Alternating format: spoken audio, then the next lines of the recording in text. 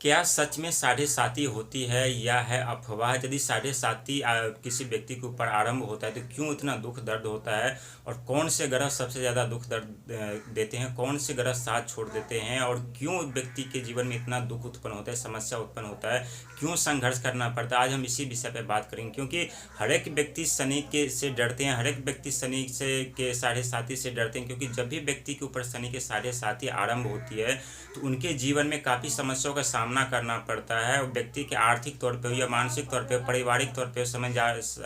सामाजिक तौर पे उन्हें काफ़ी प्रताड़नाएं झेलने पड़ती है, गलत आरोप लगते हैं, अपमानित होना पड़ता है। बहुत सारे ऐसे समस्या जो उनके जीवन में आरंभ हो जाते हैं। लेकिन आखिर कौन सा ग्रह साथ छोड़ देते, कौन सा ग्रह साथ देते हैं, कौन से ग्रह से क्या हानि होता है, कौन से ग्रह से क्या लाभ होता है, आज हम इसी विषय पे बात करेंगे। क्योंकि हर एक व्यक्ति अपने जीवन में सुखी जीवन चाहते हैं,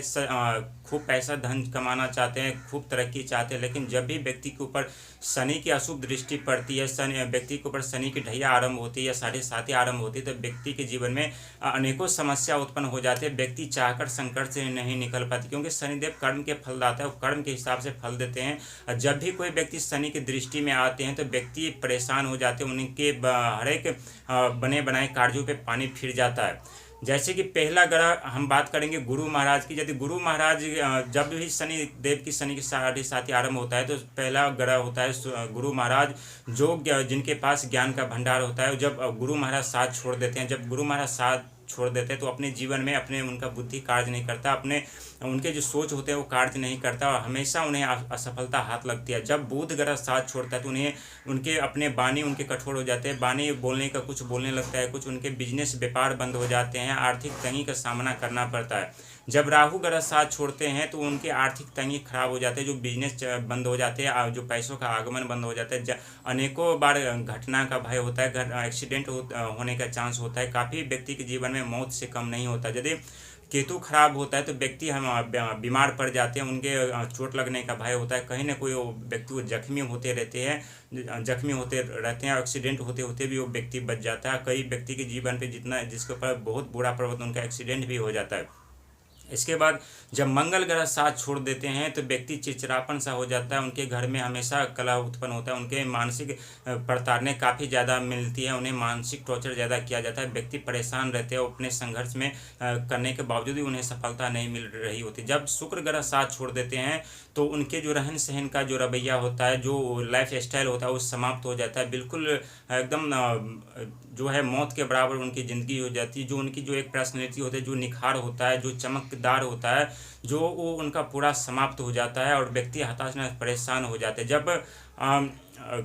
जब शनि महाराज तो वैसे भी जब कर्म के फलदाता है, जब शनि महाराज जब साथ छोड़ते हैं तो व्यक्ति के जीवन में अनेकों समस्या उत्पन्न हो जाते हैं, अनेकों समस्या का सामना करना पड़ता है। हर एक एक करके जितने भी ग्रह है सब उनका साथ छोड़ देते हैं और व्यक्ति के जीवन में जब भी सारे ग्रह उनका जब साथ छोड़ देते हैं तो व्यक्ति चाहकर अपने संकट समस्या से नहीं निकल पाते। और यही कारण है कि व्यक्ति के जीवन में शनि के साढ़े साती के दौरान काफ़ी समस्याओं का सामना करना पड़ता है, काफ़ी मेहनत संघर्ष करना पड़ता है और व्यक्ति हताश नहस परेशान हो जाते हैं। उनके कर कुटुंब भाई जो अपने सगे संबंधित होते हैं सब उनका साथ छोड़ देते हैं। लेकिन जैसे शनि के साढ़े साती समाप्त होने वाला होता है, तीसरा चरण समाप्त होने वाला होता है और जैसे शनिदेव के शुभ दृष्टि पड़ने लगते हैं वैसे ही शनि व्यक्ति के ऊपर जितने भी ग्रह हैं 9 ग्रह हैं, 9 ग्रह का सपोर्ट मिलने लगता है, उनका साथ मिलने लगता है और फिर से व्यक्ति अपने जीवन में कामयाबी की ओर निकलने लगते हैं। क्योंकि हमारे जीवन पे जब भी सारे ग्रह जब हमारा साथ छोड़ देते हैं तो हम अपने जीवन में चाहकर कुछ नहीं कर पाते हैं, अनेकों प्लानिंग करते हैं फिर भी हम विफल हो जाते हैं, क्योंकि ये सब ग्रहों की चाल होती है। लेकिन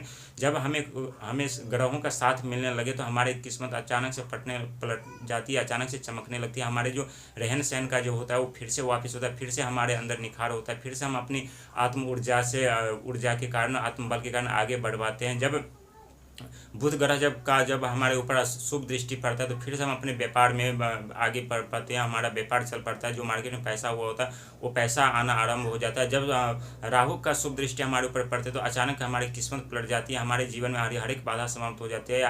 अचानक हमें धन दौलत संपदा मिलने लगती है। जब केतु का शुभ प्रभाव पड़ने लगता है तो जो हम बीमारी से जूझ रहे होते हैं, जो एक्सीडेंट का भय, जो अनेकों तरह की शारीरिक कष्ट होता है वो हमें समाप्त कर देते हैं और हम अपने जीवन में फिर से खुशहाल जीने लगते हैं। जब मंगल तरह का सुप्रभाव पड़ने लगता है, तब हमारा मानसिक जो बेचैनी होती है, जो चिड़चिड़ापन होता है, वो समाप्त हो जाते हैं और हम अपने जीवन में जो कार्य करते हैं उसमें हमें मंगल ही मंगल होता है। जब शुक्र ग्रह हमारा साथ देने लगे तो हम अपने जीवन में वो फिर से शारीरिक तौर पे जो है वो हमारे अंदर निखार आता है और फिर से हम अपने जीवन में वो सारी सुख सुविधा पाते हैं जो जिसके हम हकदार होते हैं, जो हमसे छीन लिया गया होता है।